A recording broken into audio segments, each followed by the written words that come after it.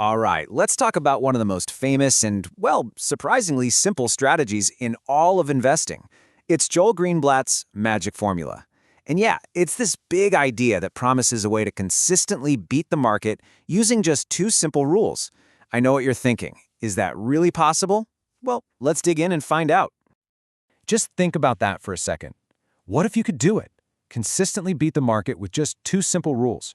No fancy, complex algorithms, no secret insider info, just a straightforward, two-step process that anyone could follow. It sounds almost too good to be true, right? But that's exactly the premise we're going to unpack today. And the guy behind all this is Joel Greenblatt, who is an absolute legend in the world of value investing.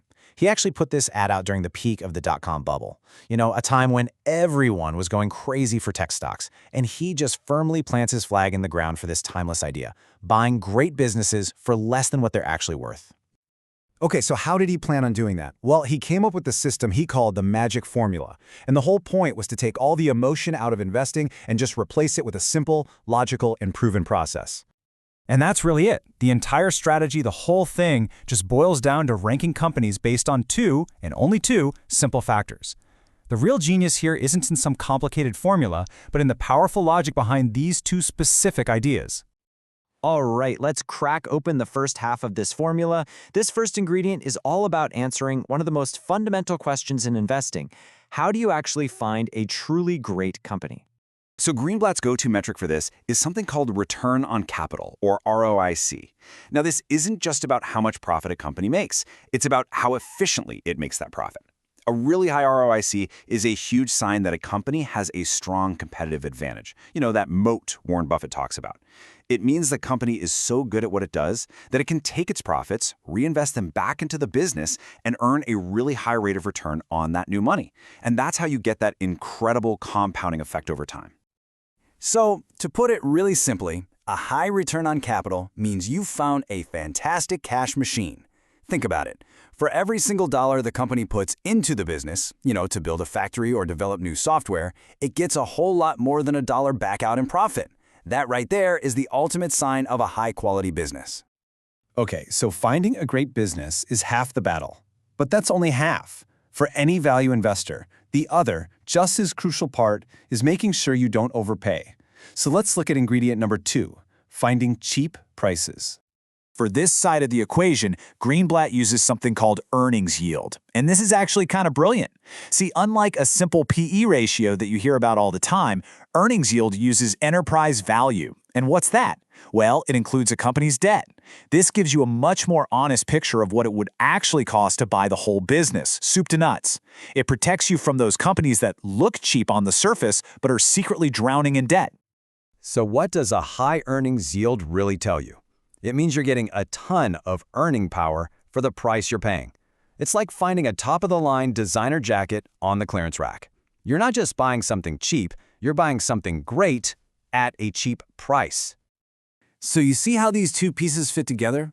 It's this perfect combination. The formula systematically finds companies with that high return on capital.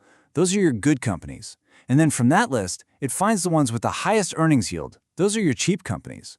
It's a really disciplined two-step hunt for finding great businesses that are on sale.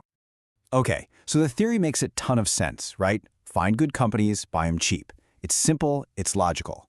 But the billion-dollar question every investor has to ask is, does this stuff actually work? Let's look at the results. I mean, this is where the rubber meets the road, isn't it? A strategy is only as good as its track record. So let's take a look at the historical data that Greenblatt actually published in his book. And, well, the numbers are pretty staggering. Over a 17-year period that he tested, from 1988 to 2004, a portfolio built using the magic formula returned an average of 30.8% annually. That's more than double what the overall market did. It's just phenomenal performance over such a long stretch of time. And this chart really just drives the point home. You can see the market average and the S&P 500 chugging along, giving you solid returns, around 12 or 13%. But then you look at the magic formula at 30.8%. It wasn't just a little better. On average, it was more than doubling the market's return, year in and year out. So what does that actually mean in terms of dollars and cents? Well, let's say you invested just $10,000 back in 1988 and just let it ride. By 2004, that would have grown to over $156,000. That is the incredible real-world power of that difference in returns. Okay, those results are they're incredible. So it begs the question, why isn't every single person on Earth doing this? Well, as Greenblatt himself explains, there's a catch, and it has absolutely nothing to do with the math. It has everything to do with our own psychology. You know, Greenblatt himself points out what the biggest hurdle is. He says people just don't have the patience. If things don't go well for a year or two, they give up and move on. And it's so true. The formula is easy to understand, but it's so hard to follow emotionally because our own brains get in the way. We want results now, and we totally panic when things don't work right away. And look, here's the hard truth. This strategy isn't a magic bullet that wins every single year. It just doesn't. There are going to be painful stretches, sometimes for a year, maybe even longer, where the formula actually underperforms the market. And that right there is the exact moment most people throw in the towel, usually right before the whole thing is about to pay off big. Just look at 1999, for instance. The dot-com bubble was in full swing, right? The S&P 500 was soaring because of all these crazy speculative tech stocks. But the magic formula? It's designed to avoid exactly those kinds of overpriced companies, so it was lagging. Badly. Can you just imagine the pressure you would have felt to give up? It feels like everybody else is getting rich and you're the one being left behind. And this is exactly why Greenblatt says the real secret sauce isn't the formula. It's the commitment to the formula. You have to be willing to look stupid for a while, sometimes a long while. Real success with this strategy means you have to think in terms of years, not months or quarters. So when you boil it all down, the key lessons here go way beyond just the numbers on a spreadsheet.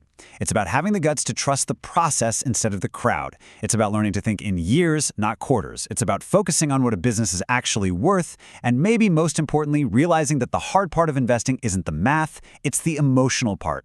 Which really leaves us with one final thought. The formula itself is simple. The logic is easy. But the psychology? That's the hard part.